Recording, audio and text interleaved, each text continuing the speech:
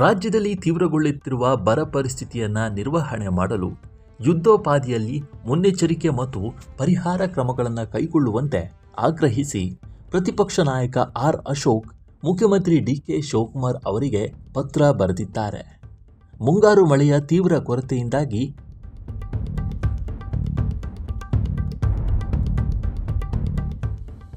ರಾಜ್ಯದ ಹಲವು ಭಾಗಗಳಲ್ಲಿ ರೈತರು, ಕೃಷಿ ಕಾರ್ಮಿಕರು ಹಾಗೂ ಗ್ರಾಮೀಣ ಜನತೆ ಸಂಕಷ್ಟ ಎದುರಿಸುತ್ತಿದ್ದಾರೆ.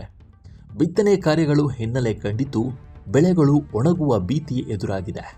ಜಲಾಶಯಗಳ ನೀರಿನ ಮಟ್ಟವು ನಿರಂತರವಾಗಿ ಕುಸಿಯುತ್ತಾ ಇದ್ದು ಮುಂದಿನ ದಿನಗಳಲ್ಲಿ ಕುಡಿಯುವ ನೀರಿನ ಸಮಸ್ಯೆಯು ಗಂಭೀರ ಸ್ವರೂಪ ಪಡೆಯುವ ಆತಂಕ ಎದುರಾಗಿದೆ ಎಂದು ಎಚ್ಚರಿಸಿದ್ದಾರೆ.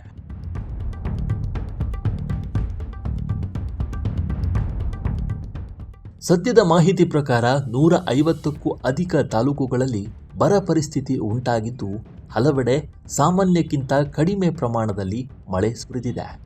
ಈಗಾಗಲೇ ಬಿತ್ತನೆಯಾದ ಬೆಳೆಗಳು ತೇವಾಂಶದ ಕೊರತೆಯಿಂದ ಒಣಗುವ ಸ್ಥಿತಿಗೆ ತಲುಪಿದೆ. ಇದು ಕೃಷಿ ಉತ್ಪಾದನೆಯ ಮೇಲೆ ಹಾಗೂ ಉದ್ಯೋಗದ ಮೇಲೆ ನೇರ ಪರಿಣಾಮ ಬೀರುತ್ತಿದೆ.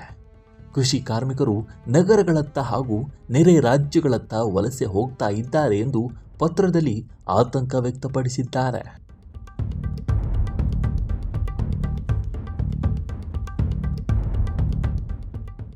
ಬೆಳಗಾವಿ, ಬಾಗಲಕೋಟೆ ಸೇರಿದಂತೆ ಉತ್ತರ ಕರ್ನಾಟಕದ ಬಹುತೇಕ ಜಿಲ್ಲೆಗಳಲ್ಲಿ ಜಲಾಶಯಗಳ ನೀರಿನ ಮಟ್ಟ ಅಪಾಯಕಾರಿಯಾಗಿ ಕುಸಿದಿರುವುದು ಅತ್ಯಂತ ಆತಂಕಕಾರಿ ಬೆಳವಣಿಗೆ.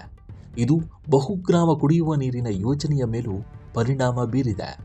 ಮುಂದೆ ಕುಡಿಯುವ ನೀರಿನ ಸಮಸ್ಯೆ ಯಾವ ಮಟ್ಟಿಗೆ ತೀವ್ರವಾಗಬಹುದು ಎಂಬುದನ್ನು ಸರ್ಕಾರ ಗಂಭೀರವಾಗಿ ಪರಿಗಣಿಸಬೇಕಿದೆ ಎಂದು ಆಗ್ರಹಿಸಿದ್ದಾರೆ.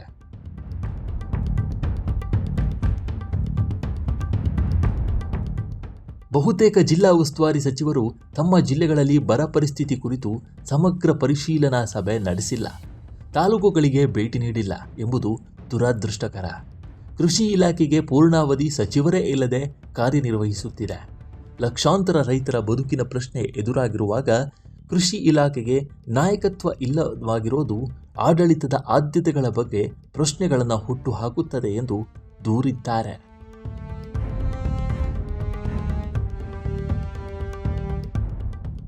ಸಂಕಷ್ಟ ಉಲ್ಬಣಿಸುವ ಮೊದಲೇ ಮುನ್ನೆಚ್ಚರಿಕಾ ಕ್ರಮಗಳನ್ನು ಕೈಗೊಳ್ಳುವುದು ಉತ್ತಮ ಆಡಳಿತದ ಲಕ್ಷಣ.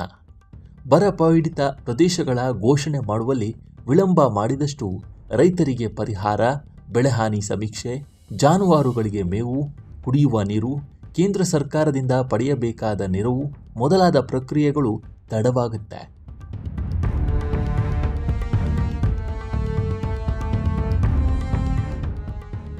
ಈ ವಿಳಂಬದ ಬೆಲೆಯನ್ನು ಕಟ್ಟುವುದು ಸರ್ಕಾರವಲ್ಲ, ರೈತರು ಮತ್ತು ಗ್ರಾಮೀಣ ಭಾಗದ ಬಡ ಜನತೆ ಎಂದು ಹೇಳಿದ್ದಾರೆ.